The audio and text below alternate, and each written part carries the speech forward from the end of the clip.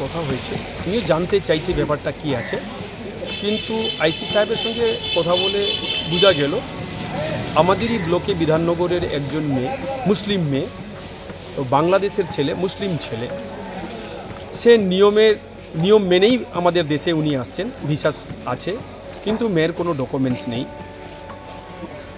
পরিবার বা গার্জেন জানতে পেরে মালবাজারে ধরে এবং পুলিশকে হ্যান্ডওভার করেছে। পুলিশ প্রপার ইনকোয়ারি করবে, মেয়ে বাংলাদেশ যেতে পারবে কি পারবে না, ছেলের কাছে কি ডকুমেন্টস আছে সেটা পুলিশ তদারকি করছে, ইনকোয়ারি করছে। এবং যতটুকু কথা বলে জানতে পারলাম, ছেলে এবং মেয়েকে উভয়কে কিন্তু আইনের জায়গায় নিয়ে আসবে এবং কোর্টে পাঠাবে, এইটুকু আমার ভালোবাসাই। যাতে আলোচনা করে বোঝা যাচ্ছে ছেলে মেয়ের উভয়েরই একটা ভালোবাসা, ওভার মোবাইলে একটা সম্পর্ক হয়েছে ফেসবুকের মাধ্যমে এটাও জানতে পারলাম। এবং এটাও জানতে পারলাম ছেলে বিবাহিত, আরেকটা বিয়ে করেছে, এটাও জানতে পারলাম। এখন মেয়ে কি চাচ্ছে, কি শুনলেন? মেয়ে তো এবং মেয়ের সাথে আমার আলোচনা হয়নি। যতটুকু মেয়ের গার্জেনরা বলছে আমরা বাংলাদেশে যেতে দিব না, কিন্তু আমি মেয়ের সাথে আলোচনা করিনি।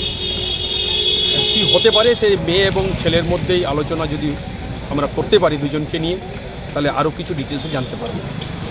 প্রেমের টানে ওপার বাংলা থেকে এপার বাংলায় এসে পুলিশের হাতে আটক হলো এক যুবক। কয়েক মাস আগে সোশ্যাল মিডিয়ায় বাংলাদেশের এক যুবকের সঙ্গে পরিচয় হয় মেটেলি ব্লকের বিধাননগর গ্রামের এক তরুণীর। তরুণীকে বিয়ে করে বাংলাদেশে নিয়ে যাওয়ার প্রস্তাবও দেয় ওই বাংলাদেশের যুবক। তরুণী রাজিও হন প্রস্তাবে। সেই মতো পাসপোর্ট ভিসা নিয়ে বৈধভাবে ভারতে আসে যুবক।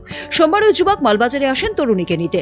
তরুণী বাড়িতে কাউকে কিছু না জানিয়ে যুবকের সঙ্গে পালিয়ে যান। এদিকে তরুণীর খোঁজ না পেয়ে সোমবারই মেটেলি থানায় নিখোঁজ সংক্রান্ত একটি অভিযোগ দায়ের করে তার পরিবার।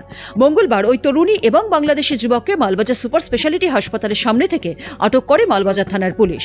এরপর ওই দুজনকে নিজেদের হেফাজতে নিয়ে মেটালি যাওয়ার উদ্দেশ্যে রওনা দেয় পুলিশ।